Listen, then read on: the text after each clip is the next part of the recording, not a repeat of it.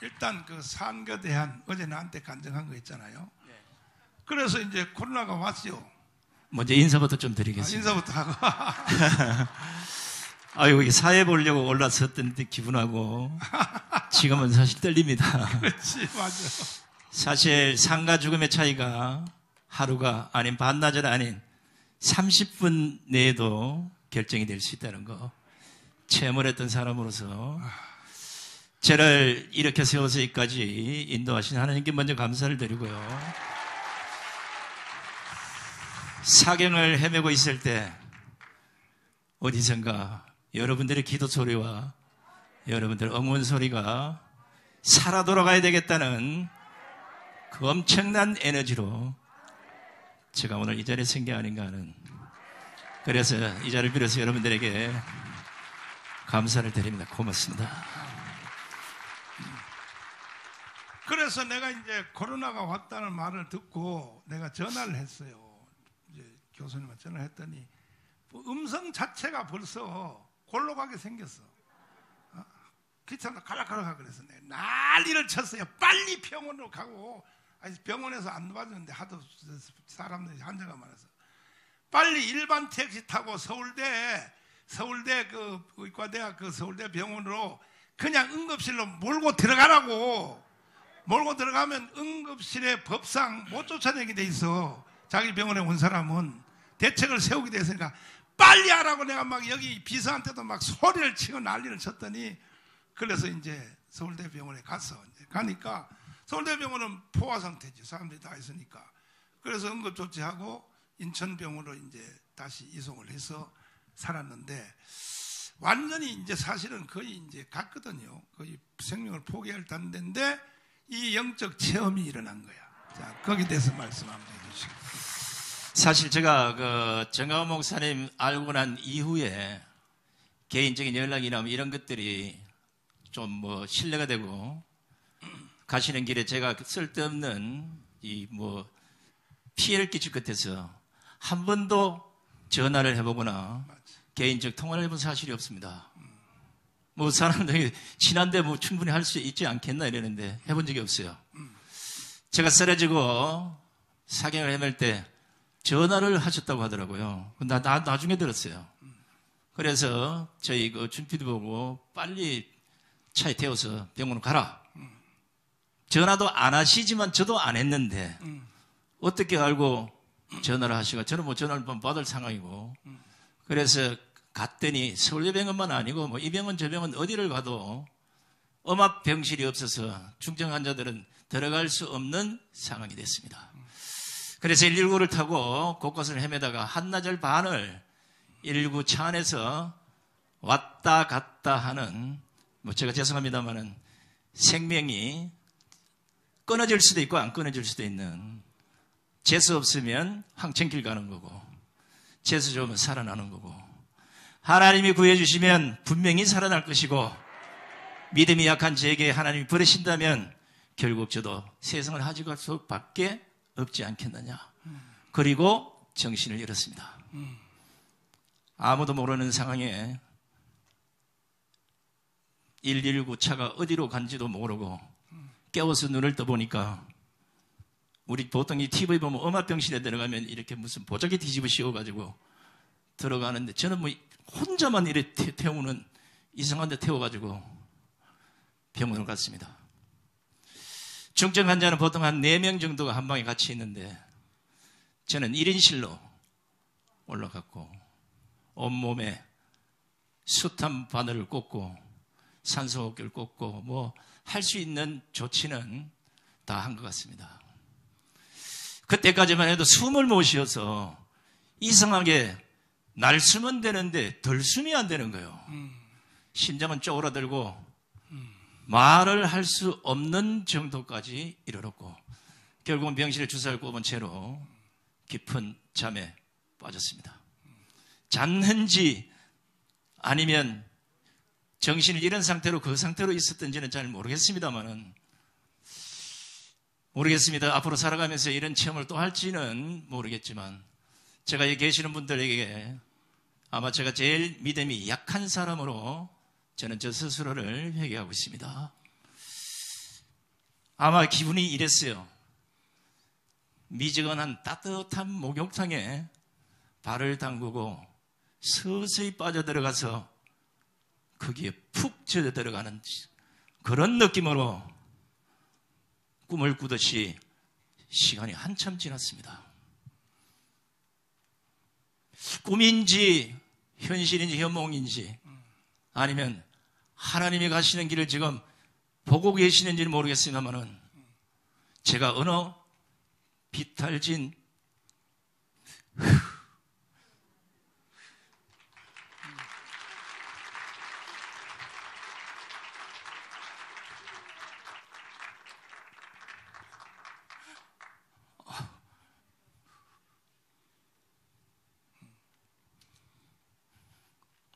무서웠습니다. 비탈진 산길 밑을 혼자서 걸어가는데 저쪽 어디선가 누가 너무나 슬프게 옵니다. 저는 멀쩡한 사람으로 걸어가고 있는데 너무나 슬피 울길래 제가 도대체 누가 이 껌껌한 데서 저렇게 울고 있는가 하고 가까이 가는데 오지 말라는 거예요. 그래도 너무 궁금한 나머지 끝까지 갔습니다. 가서 보니까 앉아 울고 계신 분이 정강훈 목사님이에요.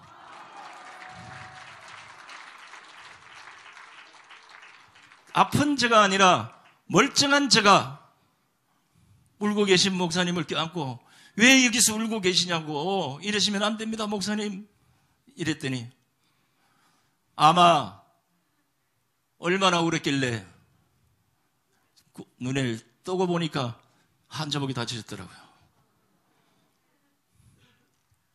겁이 났습니다. 야, 이게 무슨 일인지 처음 경험해본 일이고 내가 방금 전에 황천길로 가다가 되돌아온 게 아닌가. 맞지. 이 생각을 하고 이게 여기서 도저히 못 살아날 수도 있겠구나.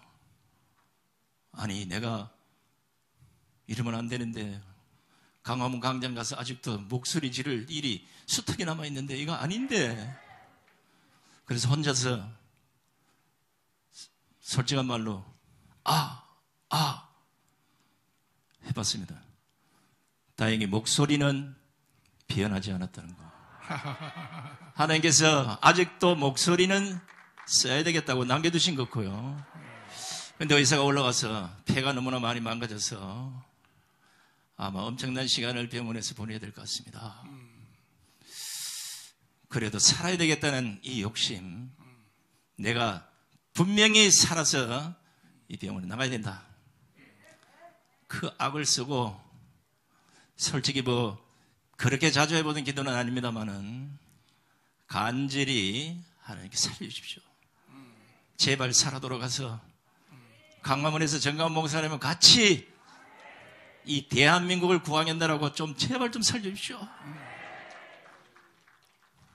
그런데 이상한 일이 또 벌어졌습니다. 병원에 입원해서 깨어나기 전까지 밥 한 숟가락, 죽 한 숟가락, 물 한 모금 못 먹었던 제가 아침 밥상에 들어오는데 밥 냄새가 너무나 좋은 거예요. 하나님 고침. 야, 저 밥을 먹을 수 있겠는가? 보시는 하지만 허접한 밥이 하지만 뚜껑을 열고 첫 숟가락을 떴는데 어머나 밥이 꿀맛인 거예요. 모래알이나 유래알 같았던 쌀이, 김치가 세상에 이보다 더 맛있을 수가 없었습니다. 밥 한 톨, 쌀 한 톨 남기지 않고 모두 먹어치웠습니다. 그 전까지는 진짜입니다. 물 한 모금도 못 마셨어요. 너무 쓰고 그거 넘기기가 너무 불편했어요. 다행히 하나님께서 잘 돌아오지 않는다는 후각과 미각까지 되돌려 주셨어. 저녁까지 잘 먹고 1인실에 평생 있어야 될 이 몸이 의사도 놀라듯이 다음날 4인실로 다시 내려옵니다. 의사가 아니 당신은 어떻게 무엇 때문에 그렇게 살려고 발버둥을 치는지 환자들 중에 처음 봤다는 거예요. 저는 기억이 없습니다. 그냥 누워서 어떻게 했는지 모르겠는데 의사 선생님 그랬어요. 제가 모두가 의사 선생님께서 진짜 극진히 치료해 주시고 이래서 나온 결과가 아니겠습니까? 이랬더니 당신이 살고자 하는 그것이 너무나 컸길래 아마 이런 빠른 치료 속도가 있지 않느냐 이렇게 말씀하시더라고요.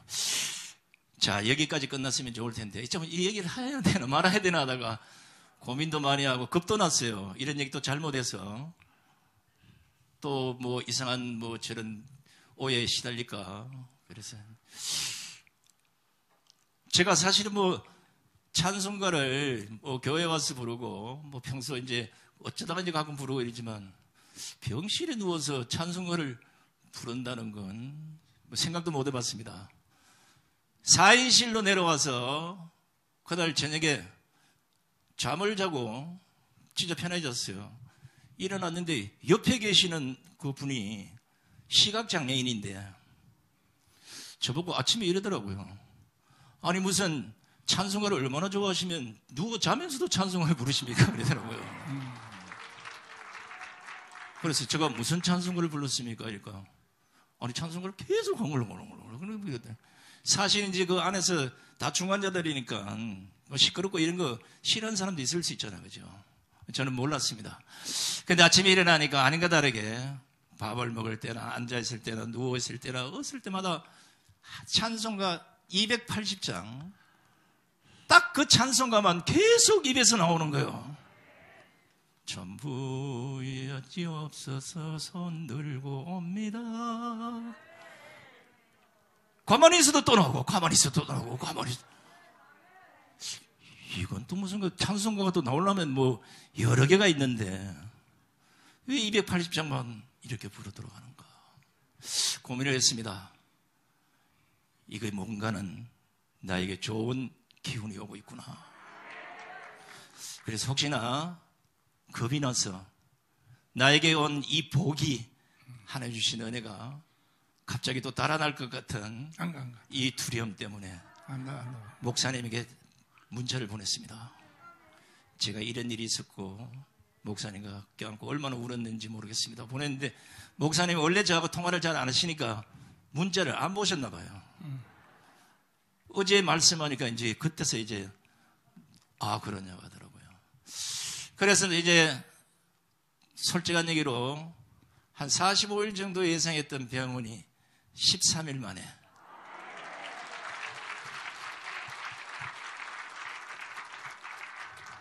퇴원을 하게 됐는데 선물이 하나 또 있었습니다.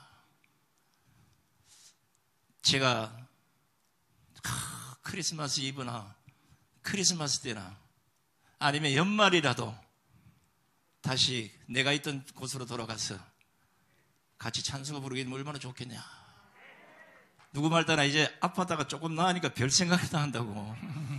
근데 그런 생각을 하고 있는데 하루인가 이틀인가 지났는데 의사 선생님이 오시더니 신기할 정도로 회복 속도가 상당히 빠르십니다. 그래서 제가 도저히 안 돼서 너하라 이제 목사님 설교하는 거 그 안에서 뭐 TV가 없으니까 이제 난 못 듣게 이어폰 끼고 목사님 설교를 쭉 듣고 있는데 사실 제가 그 눈물을 잘 안 흘리는데 문재인 주기 전까지는 제가 절대 안 울겠다고 약속을 했는데 모르겠습니다. 뜨거운 눈물이 그렇게 계속 흘리면서 제가 정관 목사님을 다시 생각하게 됐습니다.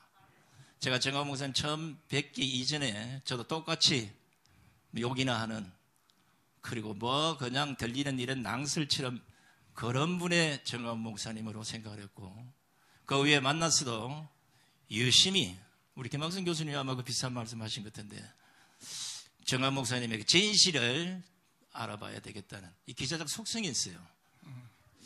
그래서 쭉 지켜본 결과 그리고 이번에 고통을 당해본 결과, 그리고 또 그 설교를 이제 듣고 난 이후에 제 판단이 맞았다는 결론에 이르렀습니다. 가장 먼저 나라 사랑하는 애국심이 누구보다도 완벽하시고 출중하시고,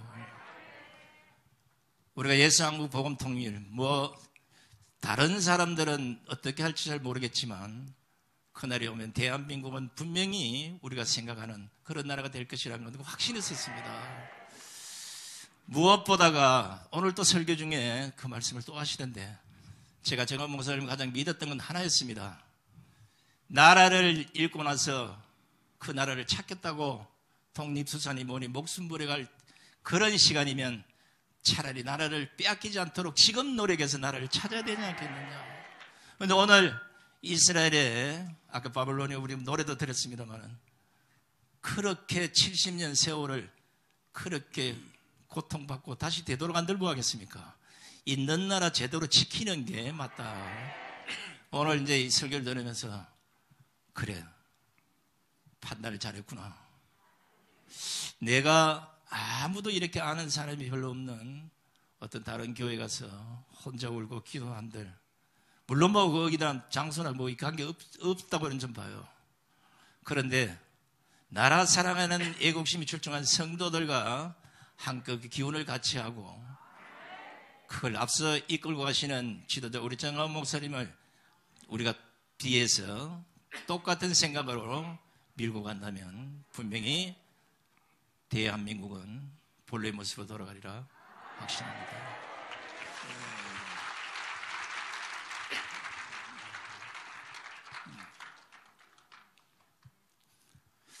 제가 이제 이걸 혼자서 가슴속에 갖고 있다가 뭐 이런 말씀이 뭐 어쩔지 모르겠지만 이걸 얘기를 잘못하면 또 뭐 이상한 일이 벌어지지 않을까.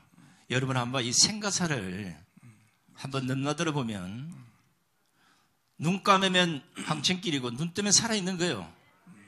이건 우리 스스로, 인간이 스스로 어떻게 할 수도 없는, 이게 하나님이 계시길래 아직도 쇠임이 있는 사람이라면 건져낼 것이고 그게 아니면 보낼 것이다. 별 생각이 다 들었어요. 아니, 나름은 그래도 뭐 정강 목사님과 함께 애국활동을 한다고 했는데 나라를 망치고 이 나라를 완전히 개판으로 만든 지금 문재인이나 이재명이나 다른 인간들은 왜 안 끌고 가는지 그런 기도를 하고 싶은 심정이었습니다. 그렇다고 뭐 미워한다고 될 일도 아니고요. 그래서 이걸 가슴속에 오래 두고 있으면 뭔가 병이 될 것 같은 느낌이 또 들었어요. 눈만 감으면 그날 그 장면이 자꾸만 떠올라서 안 되겠구나 해서 어제 저녁에 우리 국민대회 끝나고 제가 목사님 찾아뵙고 이런 상황이 계속 돌아오는데 겁이 납니다. 나는 그 현장을 꿈이든 뭐든 보았기 때문에 또다시 그럴 일이 자꾸 닥쳐올 것 같은 느낌. 아직 31일 날 이제 가서 마지막 이제 망가진 폐가 어느 정도까지 회복이 가능한지를 이제 판단을 받게 됩니다.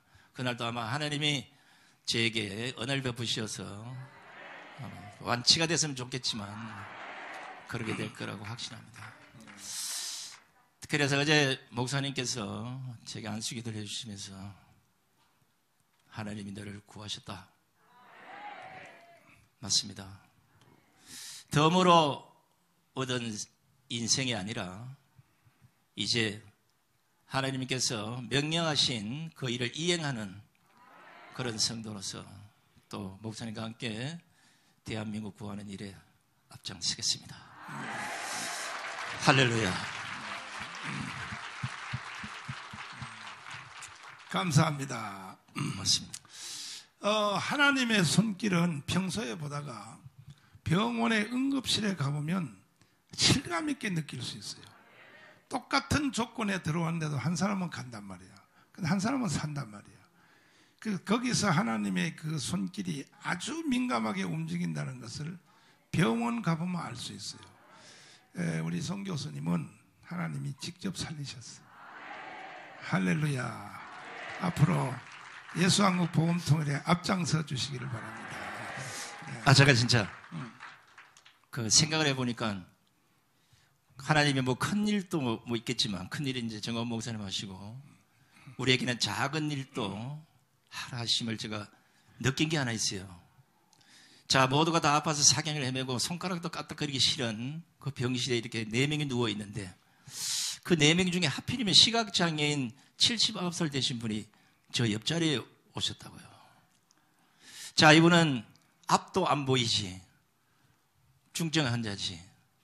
그런데 저도 만약에 깨어나지 못해서 그 상태로 있으면 아마 그것도 못 도와드릴 텐데 깨어나 앉아 있으면서 그분을 보니까 내가 저분을 도와드려야 되겠구나. 그래서 화장실 갈 때도 이렇게 가시 해주시고 밥 먹고 나면 그 밥그릇 다 덮어서 이렇게 다 하시고 뭐 이렇게 했는데 뿌듯했습니다. 그 작은 공간 안에서도 하나님이 시킨 대로 그런 남에게 사랑을 베풀 수 있다는 거 그걸 직접 체험하고 돌아왔습니다. 감사합니다. 네, 고맙습니다. 큰일 하시길 바랍니다. 오랜만에 올라왔는데 성대는 멀쩡한지 한번 내려가겠습니다. 괜찮겠습니까? 할렐루야! 됐어, 살았어. 괜찮습니다. 싱싱해. 감사합니다. 체중은 10kg 빠졌는데 소리는 더 세지거든.